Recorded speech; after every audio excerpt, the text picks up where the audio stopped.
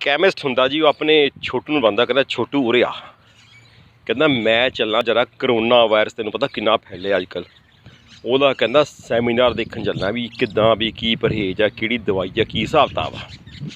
ਅਤੇ ਮੈਨੂੰ ਕਹਿੰਦਾ ਘੰਟਾ ਕੁ ਲੱਗ ਜਾਣਾ, ਅਤੇ ਤੂੰ ਐਂ ਕਰੀ ਪਿੱਛੋਂ ਦੁਕਾਨ ਦਾ ਖਿਆਲ ਰੱਖੀ, ਕੋਈ ਵੀ ਗਾਹਕ ਆਇਆ ਉਹਨੂੰ ਖਾਲੀ ਮੁੜਨ ਦੇਣਾ, ਕੋਈ ਨਾ ਕੋਈ ਦਵਾਈ ਜਿੱਦਾਂ ਪੈਰਾਡੋਲ ਦੇ ਦੀ ਜਾਂ ਕੁਛ ਨਾ ਕੁਛ ਦੇਈ ਜੋ ਤੈਨੂੰ ਪਤਾ ਆ। ਅਤੇ ਜੇ ਨਹੀਂ ਪਤਾ ਉਹਨੂੰ ਕਿਹਾ ਜੀ ਬਾਊ ਜੀ ਕਹਿੰਦਾ ਆ ਰਹੇ ਆ ਘੰਟੇ ਨੂੰ, ਤਾਂ ਘੰਟੇ ਬਾਅਦ ਮੁੜੇਂਗੇ। ਉਹ ਕਹਿੰਦਾ ਬਹੁਤ ਚਿੰਤਾ ਨਾ ਕਰੋ, ਤੁਹਾਡੇ ਨਾਲ ਰਹਿ ਕੇ ਕਹਿੰਦਾ ਮੈਨੂੰ ਪੂਰੀ ਨੌਲੇਜ ਹੋ ਗਈ ਹੈ।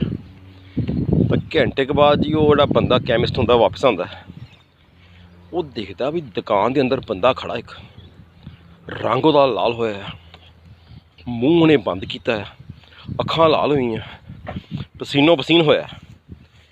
ਤਾਂ ਉਹਨੇ ਪੁੱਛਿਆ ਛੋਟੂ ਨੂੰ, ਕਹਿੰਦਾ ਛੋਟੂ ਆਹ ਬੰਦਾ ਵੀ ਕੀ ਇਹਨੂੰ ਕੀ ਹੋਇਆ, ਕਹਿੰਦਾ ਇਹਦੀ ਇੱਦਾਂ ਦੀ ਹਾਲਤ ਕਿਉਂ ਆ। ਕਹਿੰਦਾ ਸਰ ਜੀ ਜਦ ਤੁਸੀਂ ਗਏ ਸੀਗੇ ਤੁਹਾਡੇ ਜਾਂਦੀ ਇਹ ਬੰਦਾ ਆ ਗਿਆ, ਕਹਿੰਦੀ ਮੈਨੂੰ ਹਿਚਕੀਆਂ ਲੱਗੀਆਂ ਯਾਨੀ ਹਿਕਅਪਸ। ਕਹਿੰਦਾ ਮੈਂ ਹਿਕਅਪਸ ਦੀ ਦਵਾਈ ਤਾਂ ਸੁਣੀ ਨਹੀਂ ਕਹਿੰਦਾ ਕੋਈ, ਤਾਂ ਕਹਿੰਦਾ ਮੈਂ ਇਹਨੂੰ ਨਾ ਟੱਟੀਆਂ ਲਾਉਣ ਦੀ ਦਵਾਈ ਦੇ ਦਿੱਤੀ।